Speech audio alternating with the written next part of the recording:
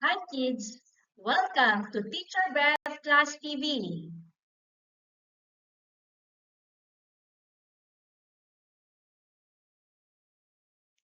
Ngayon ay ating tatalakayin ang paksang pamamaraan ng pakikipagkapwa at pakikibahagi sa komunidad. Sa araling ito, ating mailalahad ang pamamaraan ng pakikipagkapwa at pakikibahagi sa komunidad. Matutukoy natin ang mga gawaing pakikipagkapwa at matatalakay ang mga gawaing nagbubuklod ng mga tao sa komunidad. Handa ka na ba? Naaalala mo pa ba ang ibig sabihin ng pakikipagkapwa at pakikibahagi sa komunidad? Ang pakikipagkapwa ay ang pagtulong, pagdamay at pagmamalasakit sa ibang tao nang walang hinihintay na kapalit. Ang pakikibahagi ay ang kusang pagsali o pakikilahok sa mga gawain sa komunidad upang ipakita ang malasakit at kabutihan sa kapwa. Ang pakikipagkapwa at pakikibahagi sa komunidad ay mahalagang bahagi ng buhay ng bawat Pilipino. Ipinapakita nito ang ating pagiging maalalahanin, matulungin at mapagmahal sa kapwa. Sa pamamagitan nito, nagiging maayos, masaya at nagkakaisa ang ating komunidad. Mga paraan ng pakikipagkapwa. Ilan sa mga gawain ng pakikipagkapwa para ang mga tao sa komunidad ay magkaisa at magbuklod ay ang mga sumusunod: pagbabayanihan, pakikiramay, pakikiisa o pagdalo. Pagbabayanihan. Noong unang panahon, karaniwan ang makakita ng mga bahay na yari sa kahoy, kawid at kugon na binubuhat at inililipat ng grupo ng kalalakihan. Ang tradisyong ito ay tinatawag na pagbabayanihan. Ang pagbabayanihan ay nangangahulugang pagtutulungan at pagdadamayan ng mga tao sa komunidad.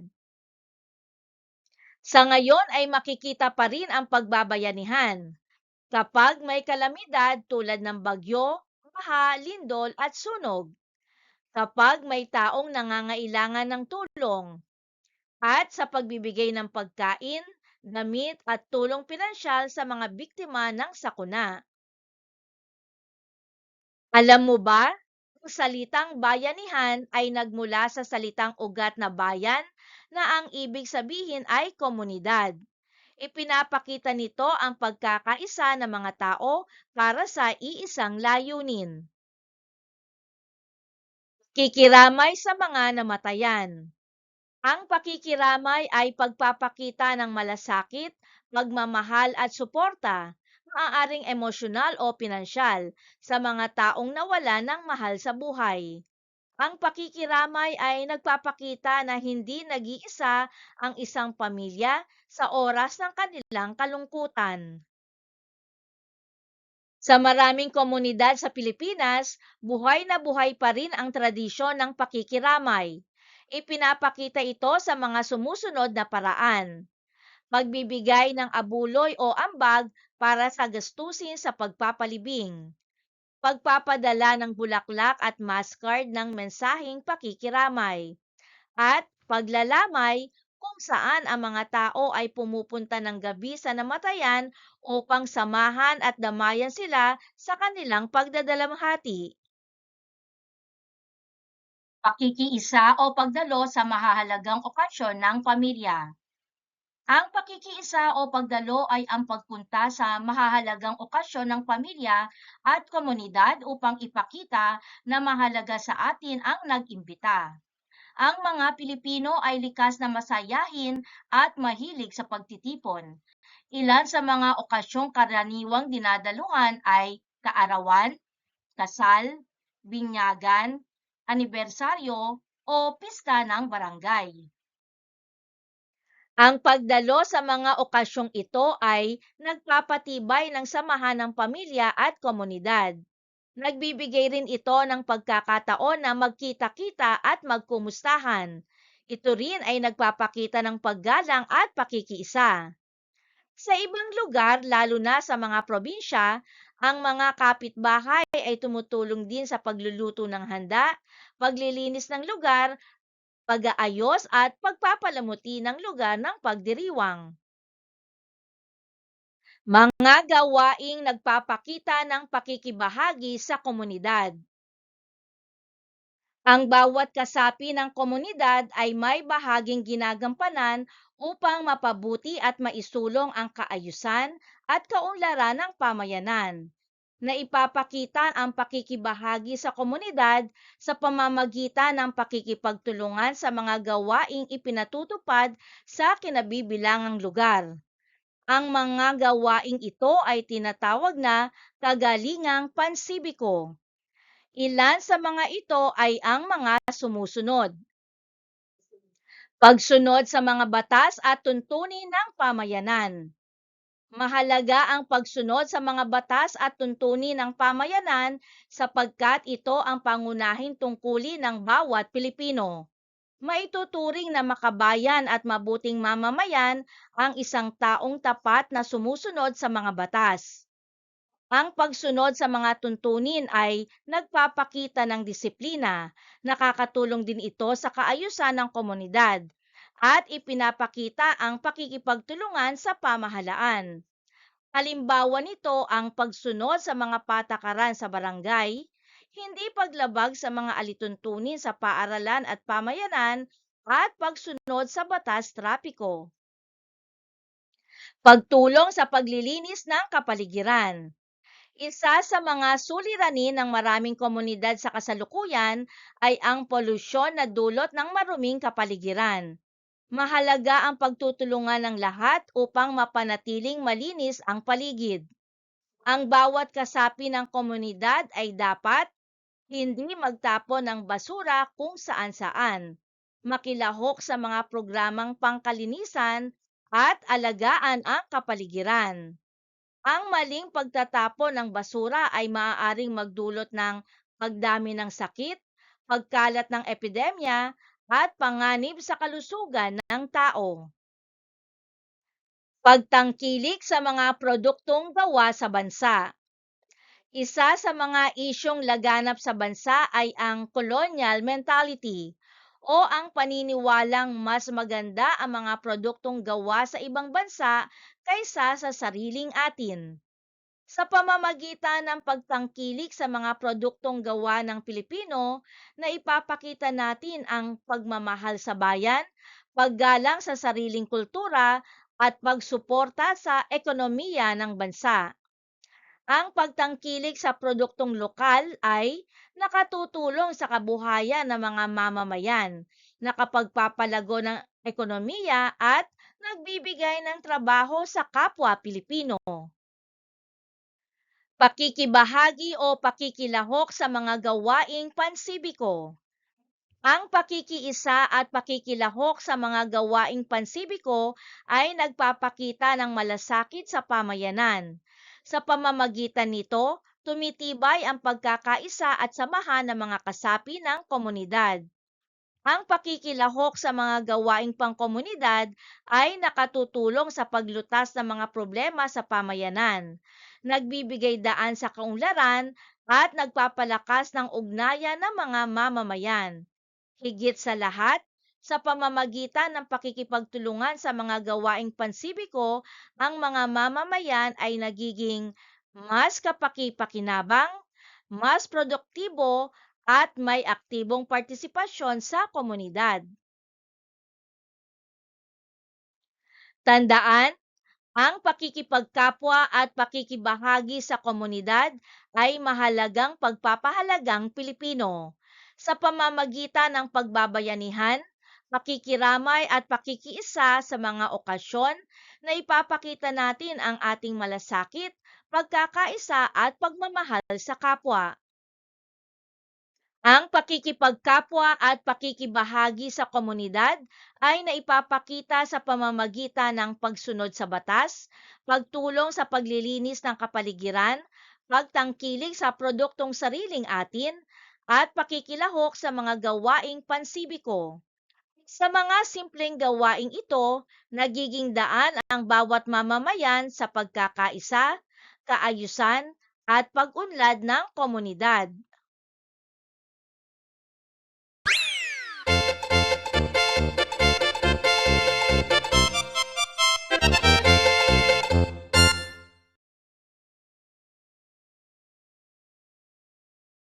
Basahin ang bawat pahayag.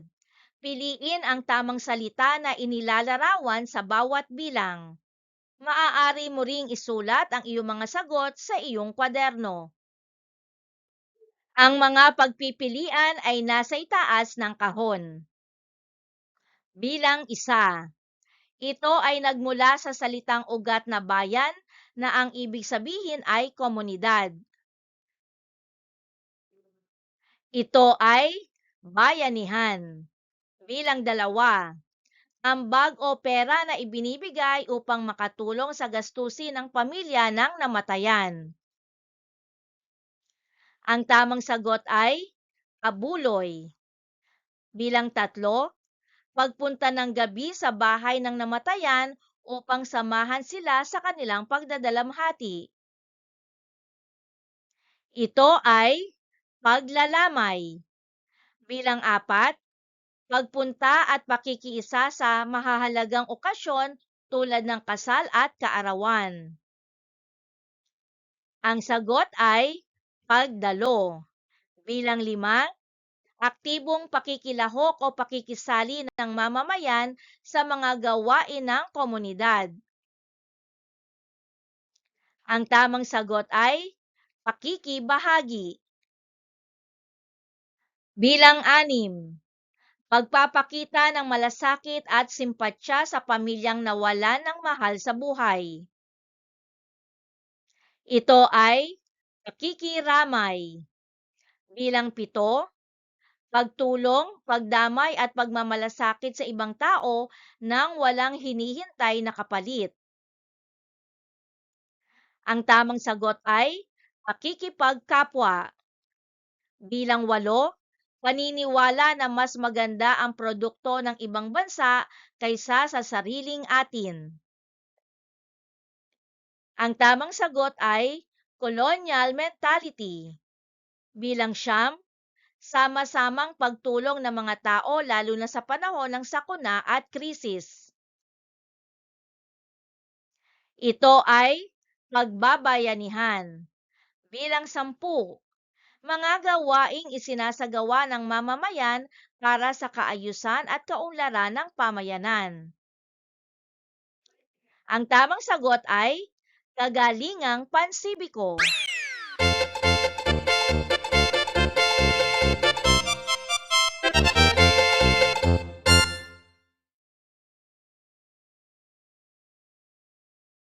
Basahin ang bawat tanong, piliin ang titik ng tamang sagot. Maaari mo ring isulat ang iyong mga sagot sa iyong kwaderno. Bilang isa, ano ang ibig sabihin ng pakikibahagi sa komunidad? A. Pag-iwas sa kapitbahay. B. Pakikialam sa buhay ng iba. C. Pakikilahok sa mga gawain ng pamayanan. Ito ay C. Pakikilahok sa mga gawain ng pamayanan. Bilang dalawa, ano ang tawag sa pagtutulungan ng mga tao sa komunidad? A. Pag-aagawan. B. Pagbabayanihan. C. Pagwawalang bahala. Ito ay B. Pagbabayanihan. Alin ang halimbawa ng pagsunod sa batas sa pamayanan? A. Paninira ng gamit ng iba. B. Pagtapon ng basura sa ilog. C. Pagsunod sa patakaran ng barangay. Ang tamang sagot ay C. Pagsunod sa patakaran ng barangay. Bilang apat, bakit mahalaga ang pagsunod sa mga tuntunin? A. Para may kaayusan at kapayapaan. B. Para magulo ang komunidad. C. Para matakot ang mga tao. Ito ay A. Para may kaayusan at kapayapaan. Bilang lima, Ano ang tawag sa pagpapakita ng malasakit sa mga namatayan? A. Paglalakbay, B. Pakikiramay, C. Pagdiriwang. Ito ay B. Pakikiramay. Bilang anim, ano ang tawag sa pagpunta sa bahay ng namatayan upang samahan sila? A. Pagdalo, B. Paglalamay, C. Pagpupulong. Ang tamang sagot ay paglalamay, B. Bilang pito, alin ang tamang paraan ng pangangalaga sa kapaligiran? A. Pagsusunog ng basura. B. Tamang pagtatapon ng basura. C. Pagtapon ng basura kung saan-saan. Ang tamang sagot ay B. Tamang pagtatapon ng basura. Bilang 8, ano ang ibig sabihin ng pagtangkilik sa produktong gawa sa bansa? A. Pagmamahal sa produktong sariling atin. B. Pagwawalang bahala sa lokal. C. Pagbili lamang ng imported. Ito ay A. Pagmamahal sa produktong sariling atin. Bilang 9, ano ang colonial mentality? A. Pagtulong sa kapwa. B. Pagmamahal sa sariling kultura. C. Paniniwalang mas maganda ang banyagang produkto. Ang tamang sagot ay C. Paniniwalang mas maganda ang banyagang produkto. Bilang 10, alin ang layunin ng mga gawaing pansibiko? A. Magkaisa at umunlad ang komunidad. B. Mag-away ang mga tao. C. Manatili sa bahay. Ito ay A. Magkaisa at umunlad ang komunidad. 11. Nakita ni Sabrina ang basura sa harap ng kanilang bahay. Ano ang dapat niyang gawin? A. Hayaan na lang. B. Sipain ang basura. C. Itapon ng tama ang basura. Ang tamang sagot ay C. Itapon ng tama ang basura. 12. May kapitbahay kayong namatayan. Ano ang magandang gawin? A. Tumawa at maglaro. B. Makiramay at dumalaw. C. Iwasan ang bahay. Ito ay B. Makiramay at dumalaw. 13. May clean-up drive sa inyong lugar. Ano ang dapat mong gawin? A. Makilahok at tumulong. B. Magtago sa bahay. C. Manood lamang. Ang tamang sagot ay A. Makilahok at tumulong. 14. Inaanyayahan ka sa kaarawan ng kapitbahay mong si Alexa. Ano ang ipinapakita ng pagdalo mo? A. Pagmamataas. B. Pagiging tamad. C. Pakikiisa at pakikipagkapwa. Ito ay C. Pakikiisa at pakikipagkapwa. 15. Nakita mong nagtatapon ng basura sa kalsada si Seth. Ano ang tamang gawin? A. Tawanan siya at ituloy ang pagtatapon. B. Gayahin siya na magtatapon na rin. C. Sabihan na maayos na magtapon sa tamang basurahan. Ang tamang sagot ay C. Sabihan ng maayos na magtapon sa tamang basurahan. 16. Bumibili ang nanay ni Sua ng produktong gawa sa Pilipinas. Ano ang ipinapakita nito? A. Pagmamahal sa bayan. B. Pagiging gastador. C. Pagiging pabaya. Ang tamang sagot ay A. Pagmamahal sa bayan. 17. May sunog sa inyong lugar at may mga taong tumutulong sa mga biktima. Ano ang tawag dito? A. Paglalaro. B. Pagdiriwang. C. Pagbabayanihan. Ang tamang sagot ay pagbabayanihan C. 18. Si Johan ay sumusunod sa mga patakaran ng kanilang barangay. Ano ang ipinapakita nito? A. Pagiging mabuting mamamayan. B. Pagiging makulit. C. Pagiging tamad.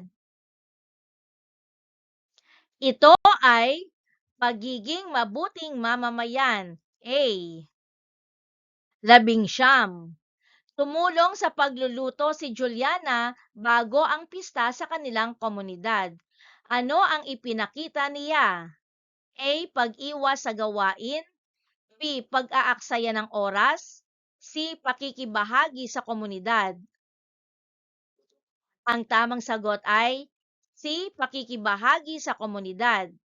At para sa huling bilang, bakit mahalagang makilahok sa mga gawaing pansibiko? A. Para mapagod. B. Para magyabang. C. Para maging kapaki-pakinabang sa komunidad.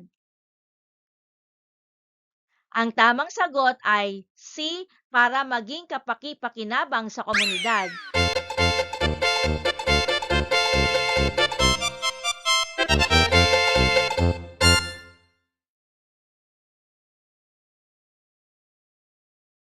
Basahin ang bawat sitwasyon. Piliin kung ito ay nagpapakita ng pagbabayanihan, pakikiramay, o pagdalo. Maaari mo ring isulat ang iyong mga sagot sa iyong kwaderno.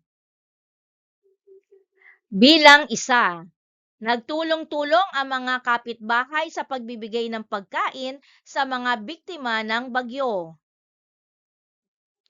Pagbabayanihan. Bilang 2, gumalaw si Aling Rosa sa bahay ng namatayan upang maglamay. Pakikiramay. Bilang 3, pumunta ang magkakapitbahay sa pista sa kabilang barangay. Pagdalo. Bilang 4, pumunta ang pamilya ni Olivia sa kasal ng kanilang kamag-anak. Pagdalo. Bilang 5, nag-ambag ng pera ang mga kapitbahay para sa pagpapalibing ng yumao. Pakikiramay. Bilang 6, tumulong ang mga kalalakihan sa pag-aayos ng bahay na nasira ng lindol. Pagbabayanihan. Bilang 7, nagbigay ng bulaklak at mascard ang magkakaibigan sa pamilya ng namatayan. Pakikiramay. At para sa huling bilang 8, dumalo si Carla sa binyag ng anak ng kanyang kapitbahay. Pagdalo.